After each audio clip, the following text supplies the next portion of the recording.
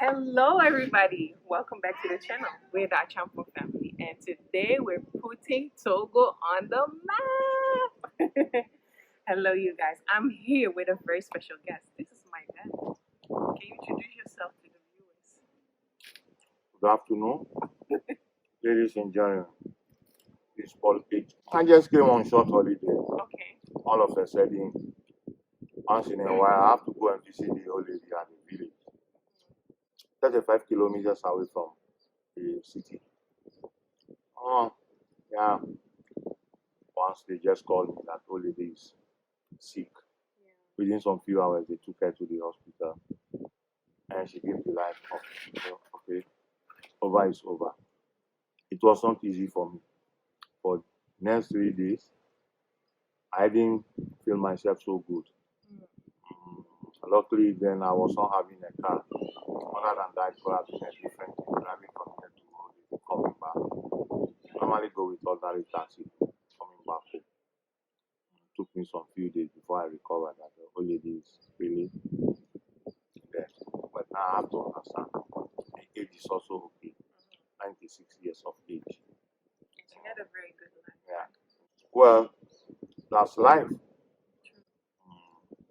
So basically, that is why I sent you down to come and talk to me here. Yeah. Let's talk about your life. I don't think we ever had a sit-down conversation and talk about who you are. You don't want to do that on camera. Okay.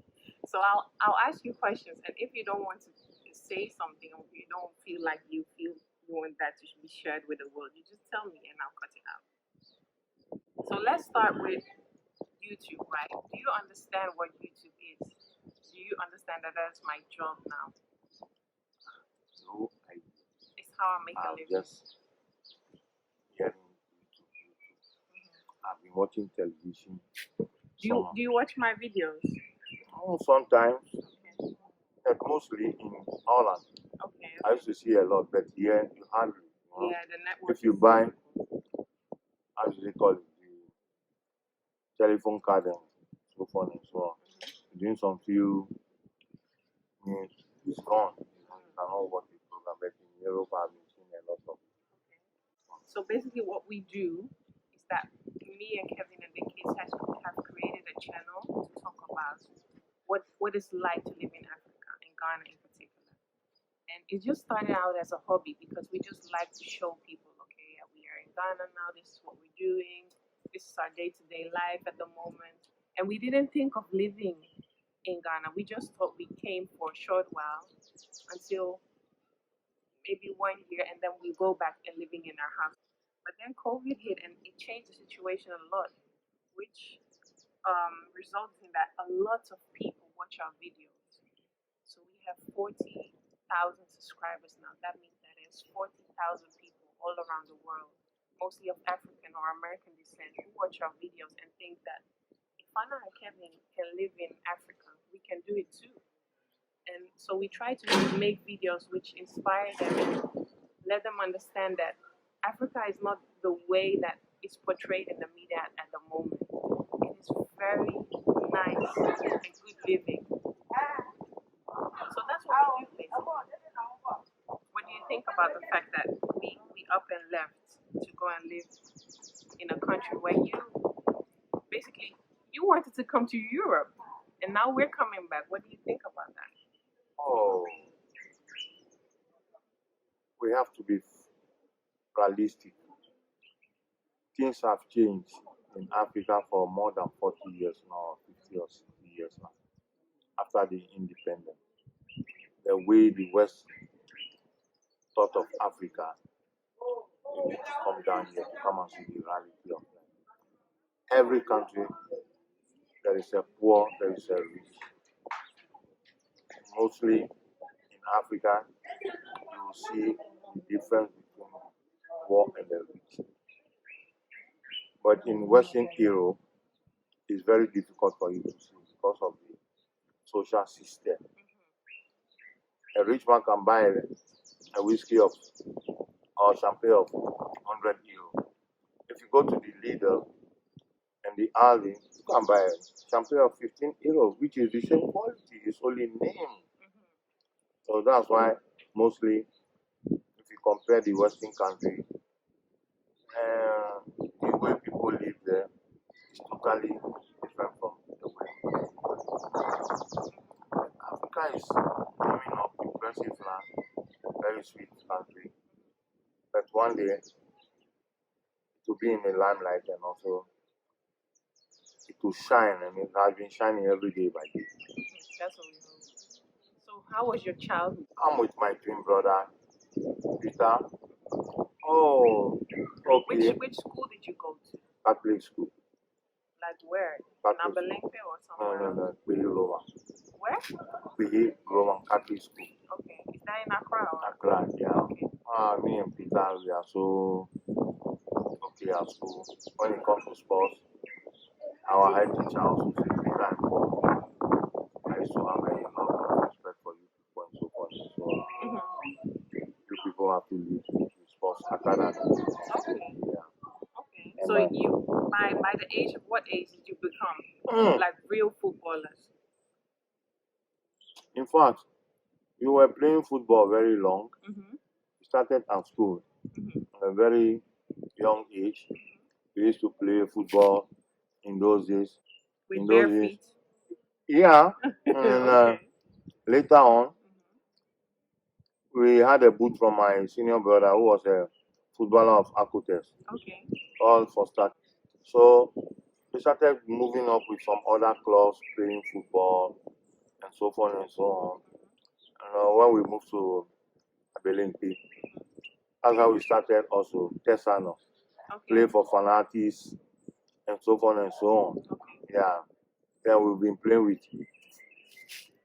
real boot, you know. Some of the boots are even from Europe and so forth and so on, well established boot. And we started growing up very good in football. And my best club was then Accra House of Folk. I don't like any club more than House of Folk. I even thinking of taking me and Peter to Kotoko, but we refused. We love Accra House of Folk a lot. But we so couldn't. How old were you by then? I may say 16 or 17. Okay. But we so couldn't. That's like a professional career? Yeah. Okay. We couldn't have the chance. And then I left to Nigeria. When I left to Lagos, I joined stationary stores of Lagos. Okay. But how old were you? I think getting 20. Oh, that's very young. Yeah. So have you ever been to another country before that time? No. I left. So weren't you scared to just go to Lagos by yourself? Because it's a place that we have been choosing for a longer time because my uncles are there, you know. Okay. Most of them are well-established people, and one is also a professor at Suka University. So, and my other uncle, the senior one, also was a good contractor who studied in Canada, you know. So, yeah, they are okay, well-established people. So, I moved to Lagos, not because of them, but I want to do something with the footballing. But later, I got some knee injury. Yomi Peters, yeah, he's the one I clashed with him, you know, when I had an injury. He didn't do it deliberately. He also was in football. I was very young then, but yeah, the football is in me. So how long did you stay in Nigeria to play football? I stayed somehow, if I'm not mistaken, more than 15 years. 15 years? Yeah. So you lived in Nigeria for that long? Do you speak any Nigerian language? Oh, a lot. Oh, really? Yoruba, Hausa. You can speak all that? Igbo. Wait. So from what I know, you speak Dutch, English? No, then I don't speak Dutch. Okay, but now, you speak Dutch, English, Ewe, Ga, and a little tree. Oh, so what other languages do you speak? I like funky language more. Okay. So you can speak Fanti as well? And what else? What about the Nigerian? I think very little Igbo because I go a lot with Igbo boys. Yeah? But which language did you speak when you're in Nigeria? Just the pidgin English? We speak pidgin English. My good friends are also Hausa as well? Yeah, Hausa because we live in the north. Languages. We live in the north. Kaduna, we were playing football. Yeah, we live in the north. So you speak, wait a minute. We're backing up the story right now. You speak 8 different languages, and you didn't care to teach me one of those. Oh, Why? yeah. It is not easy to teach another language. You know, Why? you need to Why? have a time Well, if you speak to teaching the a language. baby, Yeah. if you speak to a baby, your own mother tongue. So, what would you say is your mother tongue? Like the way you mean? Is that your mother tongue? Ewe is our. It's your mother tongue. Okay. So, why didn't you speak Ewe to me when I was a baby? I would have been speaking Ewe by now, don't you? We think? always say that we also want to speak Dutch to you Yeah. people. That Yeah. we learn more from you, from the Dutch language. That's Because our me and my mission. dad speak Dutch all the time. So having a conversation in English is the first I think. Yeah, of course we speak, but we speak Dutch. Mhm. So you speak. Wow, I'm baffled. You speak 8 different languages. Okay, back to the story. So you stayed playing professional football in Nigeria for like 15 years. Was that the way that you got money? Like that was your job, or did you have like a side job, or how did you? Oh no, no. I was with a company called Smith in electrical firm. Okay. They call the company Smith. Later on, I went into the trade there. You know, So as you a did some football. electrician, Yeah. and then you were a footballer as well. Former Balewa Square was a very huge building being controlled by the Italians. We were at the electrical department. We worked together with the rest of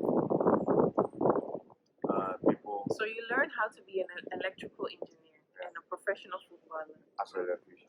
But what? So until when did you go to school? 16 or I went to until 18? in those days, our school routine was totally different from today. When you do 6 years from the Catholic school, 1 to 6 years, you have to continue from 1, 2, 3, 4. Form 4 is where you have to finish. Okay. But now the system has changed. It's not So like, you finished that. yeah, And then you went to Nigeria. yeah.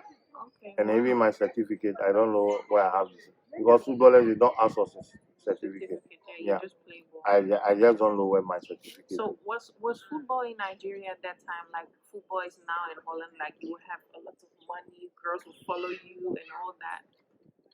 Football in Africa in those days, we were not playing football for money. Oh, okay. We were playing football with our own heart. Mm. These days, football is just money. In nowadays, early 70s and 80s, there were not more professionals in Europe. Only few. But mostly, if you go to England, the colonies, and also France, they have like all these Cameroon guys, Oman Beyik, or some of the few Cameroon guys who play in France and who play also in England. Some people also play in Portugal, some few Nigerians. It wasn't all that popular. Okay. Yeah. After Oman Beyik scored the first goal against Maradona, Argentina. Yeah. That is when football began to be Popular recognized. for Africans, yeah. The first opening match in Italy, the World Cup. Plata said, okay, you guys can do the job. I was under a lot of coaches, top coaches with good diploma. Coach Onigbede, Baba Adeneji, Salami, Dodu, Jibri. We were under a lot of good coaches. Also Kaduna, then Ladin. One day, the coach called me and said, Paul, there's going to be a division in the club. Some of you will go to Badeji. Badeji? I said, coach, no problem. As a twin, leaving your brother is not easy. We always have to be like this. Then I thought, okay, I will go to Badeji. Then the state was not even created. The Abuja was not created. So I went to Badeji. The city Abuja wasn't there. For something created. I went to Abuja. And now Badeji, for instance, the name is very close to Abuja. And one day the manager called me, or one of the directors called me. Through a contact, I knew one of the directors. And they say we are going to have a football match this afternoon. They are just a bit higher than us. This club in Badeji, Niger State, they are one of the toughest clubs. If we meet them, they want to see the reality of our football. I told my manager, I said, manager, I cannot give you much, but let that football start. And we came with the flying colors. We beat the club 2-0.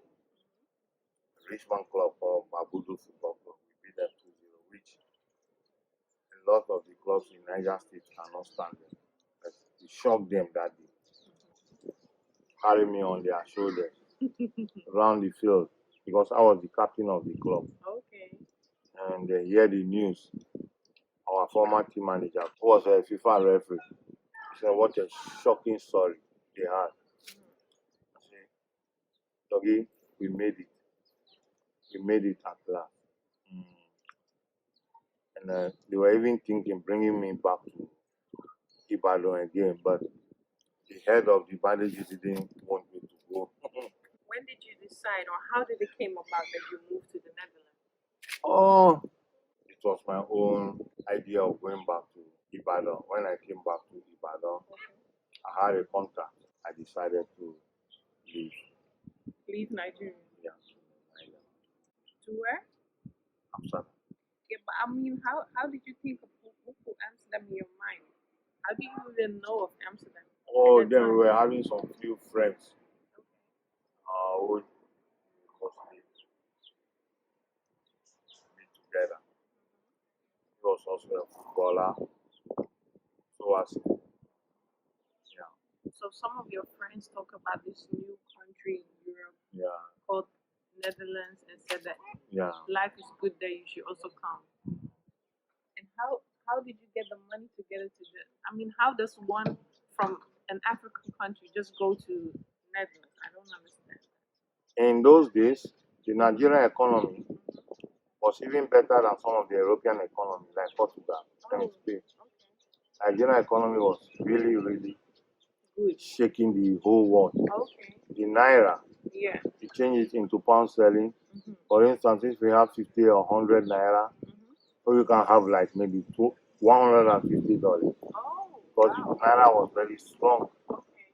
Yeah, so money wasn't really a big issue to get the money to go to the Netherlands. So I saved some few money in those days. Then I bought a ticket with the Nigerian currency. It was really impressive. Okay. Very, very good.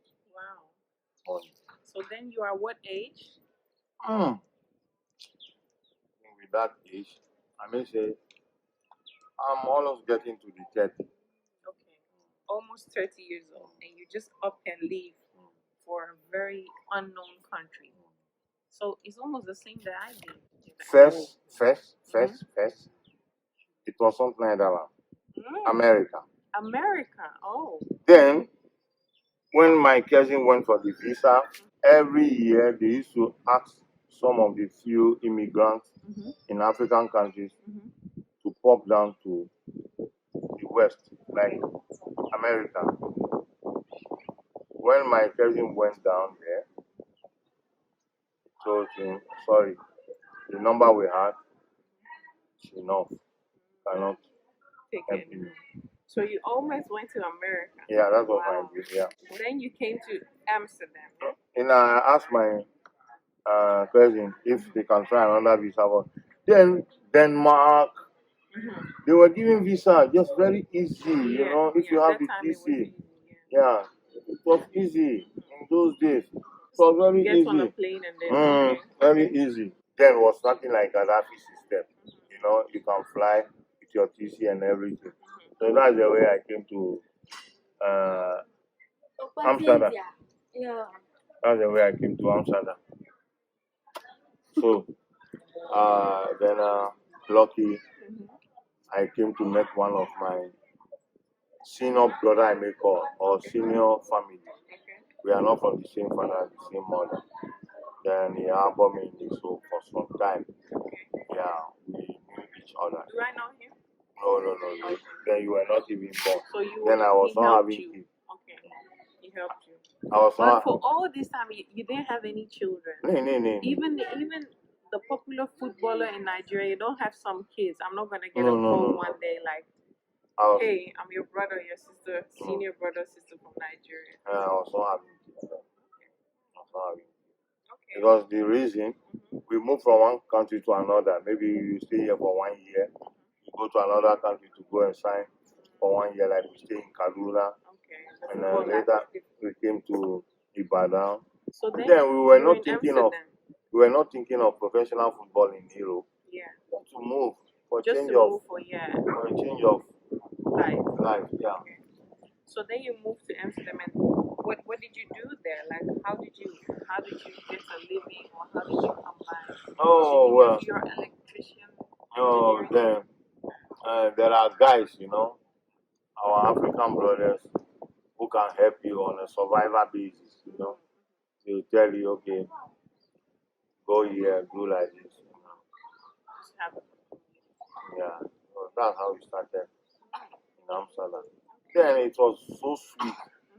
Life In was those good. days, it was so sweet. So by then you stopped the football. Oh no, I Oh, you was still I was played playing for football some few clubs in Amsterdam, in Amsterdam.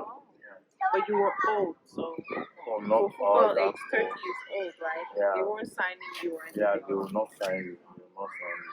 Okay. So then, how did you meet my mother? I've been seeing your mother once in a while. There's a place called uh, the Crook. That's the Crook where Africans used to meet. Yeah. And also Bonder Park. Okay. Every nice weather or summertime, we used to go to that Bonder Park to meet ourselves, Africans, and old friends. Oh, it was so sweet in those days. Yeah, it was so sweet in those days. Yeah. Okay. So then you met my mommy and said, "Oh, this is Ah. a nice lady. Yeah, then I She can met. dance really well." Yeah, I met your mother. Yeah. Yeah, and I told her, Flow, I think I've met you before at this place and so on and so on. Yeah, that's how we started communicating with each other. Okay. So you got her number, or how does that go? I think, if I'm not mistaken, I got her number. Okay. Oh, nice. So then let's say one year or 2 years forward, I came, right? After I made it to your mother clear that I would love to have a relation with her. Secondly, I don't have a woman in Africa that I have just put a hope on that I'm going to marry her. Yeah, and somebody, I didn't have a permanent lady in Africa. So I told her that, frankly, if we could move,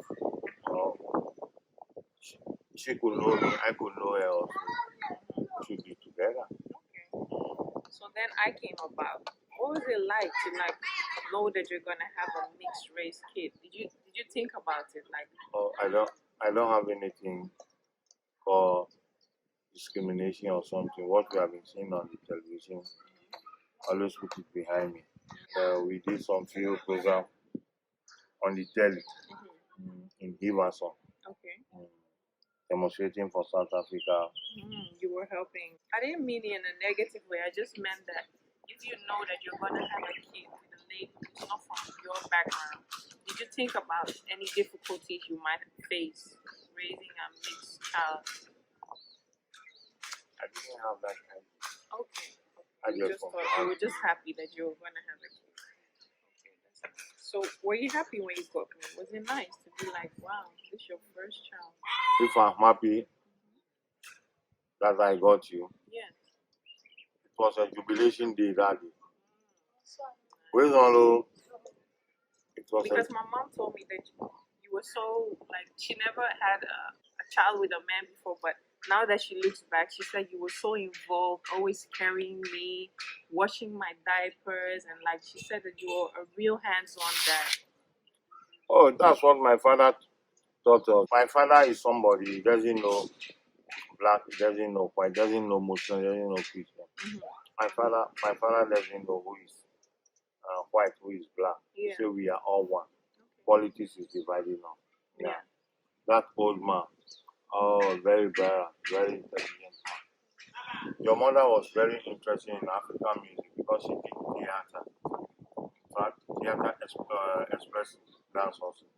So she got also involved in African culture dance. So I told her that, oh, I'm in a group called Matabo, Brown Group. And she used to come and visit when we are playing at the Melbourne. And she really loved the group. And she said she would love to go to Africa in the future. You cannot go to Africa. So what am I saying? I said, but the Western people think we live on a tree. I said, forget that thing. They say we are monkey. I said, forget that thing. I said, the West, eh? Oh, what have we done against the West? I said, okay, if you really forget that thing, before we go to Africa, we used to have communication with our parents. We cannot go to Africa without having a peace. Oh, really? I said, better You have you a go to child Africa, with a baby. baby. If you are there with the baby, my children, my family will take you like a queen mother. Oh, Say, wow. what? They say, I'm telling you, Okay. So that's how you. they accept you a lot. Wow. Okay. That's how So she she say, okay, I say, just let us try it, you know. If one day you say, That's a very good pickup line. say it has landed, then Yes. I know. I say, I don't care if it's a boy or a girl. Then let's go to the jungle where we used to sleep on the tree. Sha! Okay. Say, I didn't use that word. He said, I said, no, not you. It's the professors we have in Europe Yeah, that's and how the they West. describe Africa. Yeah, they say Africa will live on the tree. I say, the KLM is going to land on the tree, eh? Or in the sea, eh? Okay. Okay. And then you brought her to Togo. She was very, she loved it, right? And I was a baby that time. Oh, that it was very lovely. And that's how she met your mom and your Oh. dad. But so my mom said that she came to Togo and you left and she stayed for 6 months. Yeah. So, because I was working. You're working in the Netherlands. Yeah, I was working with the Orica company. We are allowed to stay for 6 weeks. Holiday, yeah. After And then you had long. to go back. So did you ever live in Togo? Mostly I used to come on holiday. Just on holiday. Papa so is is that why somebody. you don't speak French? Because Yeah. you weren't here. Papa is somebody who always tell us that you guys every year holiday you have to come to the motherland. Accra is also part of, Accra and Togo, they are like twins. They are like twins, So we used to come on holiday. And we don't forget our local language. Yeah, that's very good. Okay, so what I won't say I'm a bit upset, to be honest, right? And I feel like if you had taught me to speak the language, right now I'm here, I can't really do anything, I can't really talk to anybody. But if you had taught me to speak Ewe, life would have been so much more easy, don't you think? Yeah, I may say that I have to be realistic to you. Okay. In those days, our traditional language was not so popular. I understand, but it's your heritage. Yeah. Right? So sometimes, if you can't speak the language, you struggle with your heritage. Our language was not so popular that when we have intermarried, we speak the language to our children. It could happen in other parts of the Western country like France. You have a lot of immigrants there. You have a lot of. But did somebody tell you not to speak that way? No, nobody. It's only, for instance, if I will communicate with Brown or speak in a Ghana language, if I'm communicating with my Nigerians, sometimes my Nigerian brothers. Oh, you mean that there was nobody around to speak Ewe with? Oh, I used to communicate with my friends, but mostly we speak Ghana and Yoruba language. So then why didn't you teach me Ghana? Yeah, that could be. I could accept that fault, But mostly we use Ghana language a lot. So and also even some when more. you talk with your brother, you speak Ghana, right? Yeah, we talk Ghana. We talk Ghana a lot. So I'm happy that you said that it's a fault, because I think Yeah. having a mixed race child is the parents' responsibility to give that language.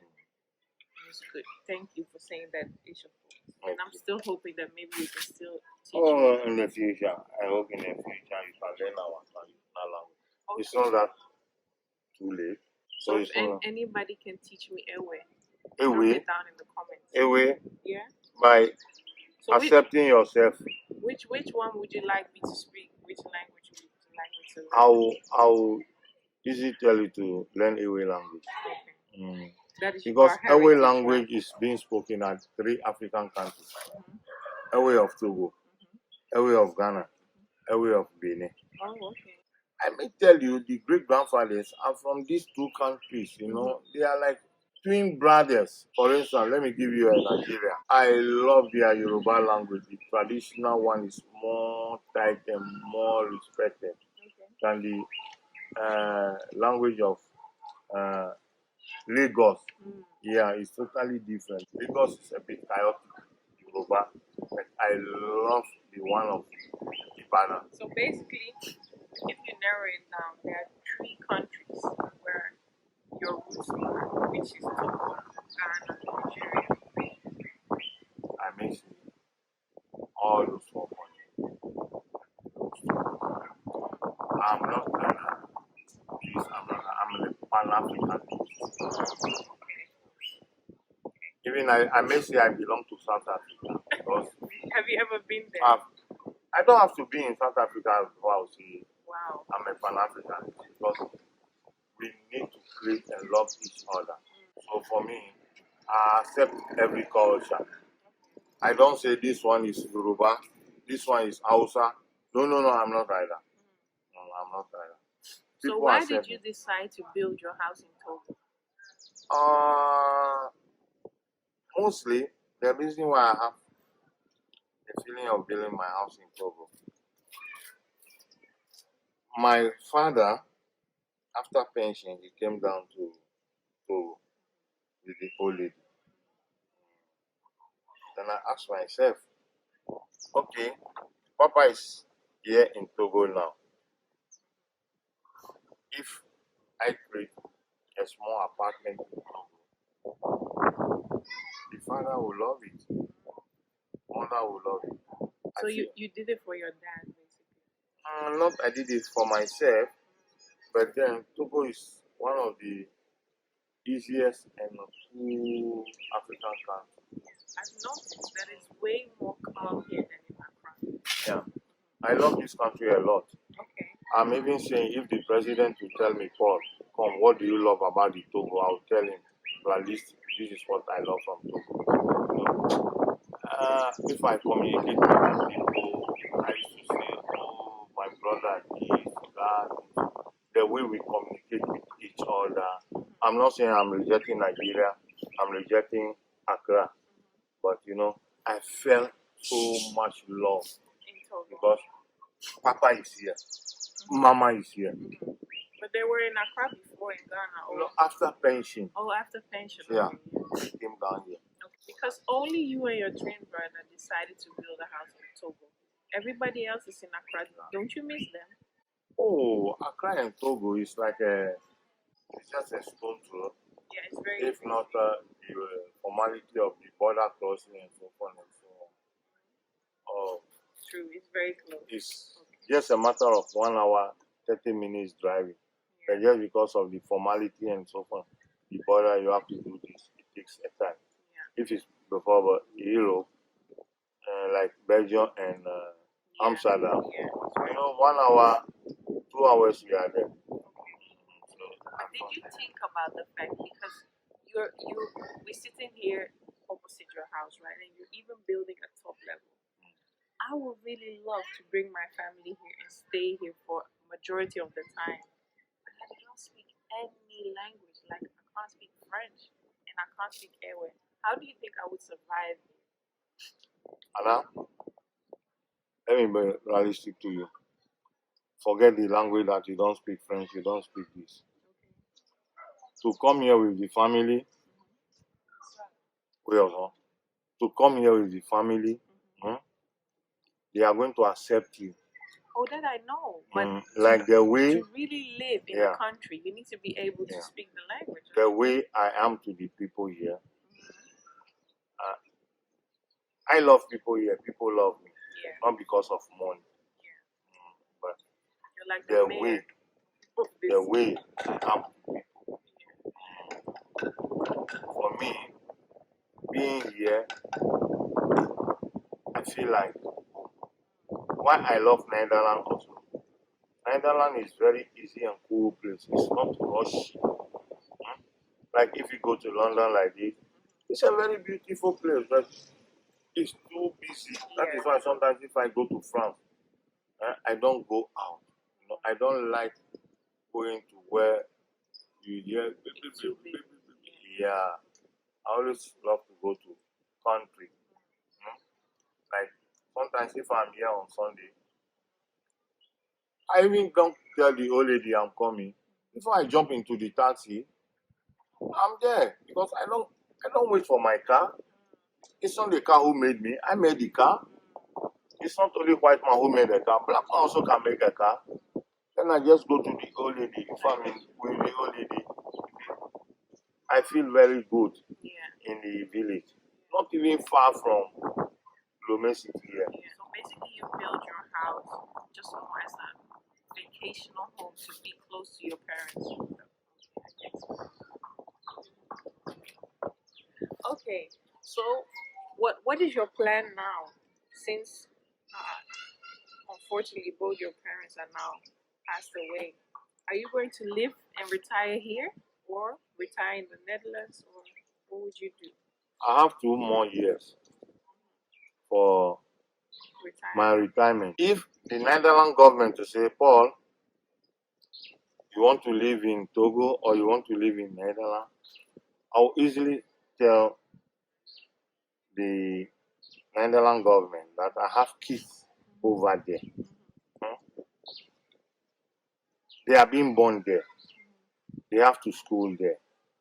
I cannot bring my kids to Togo here because they are very young, and also the younger one is 9 years. He has to study there. But always there is a place when he comes on holiday. I have a place to sleep. But if the government of Netherlands will send people who would love to be in Africa, 60% and 60% in Netherlands also, I would love to go back and forth. Yeah, because you need the children, around you. Sometimes I want to use the Dutch language, and the children will know that okay, we are being separated or I have been divorced, but Papa is still around with us. Yeah, that is what I would order. I don't want if I go to the Netherlands, then I'll be jumping into the hotel for some time. No, you don't feel good in the hotel. You just want to have both places. Okay. Yeah. Talking about your kids, right? Would you say you have been lucky in life with love, regarding love? Yeah. I'm the luckiest person on earth. You think? Because you have 4 children with 3 different women, and now you're single. Did life go as planned for you? I didn't plan to marry to divorce. But sometimes, if, for instance, my mother is 26, she just passed away. Papa didn't have to. It's the person in our village who stays with one woman. I would love to stay with one woman. But these days, the generation have changed. So if you have some relation and you have a kid, you are not happy, you need to talk it over. If the settlement is not here, just spread yourself out. I think you can look back on a very good and fortunate life, that you have 4 beautiful children, and you have a very nice home, and you can relax, enjoy dating, single life, and you have 2 beautiful grandkids as well. How does it feel to be a grandfather? Is it different from a father? Having the grandchildren, if not Koro, they could have been here with me. Yeah. You can go to Accra back. Yeah, you will take care of them. Who that's so will sweet. be in the village. They will enjoy the village a lot with their grandfather. But I don't understand this Koro. He's giving us headache. True. Headache. Koro has blocked a lot of things in our life.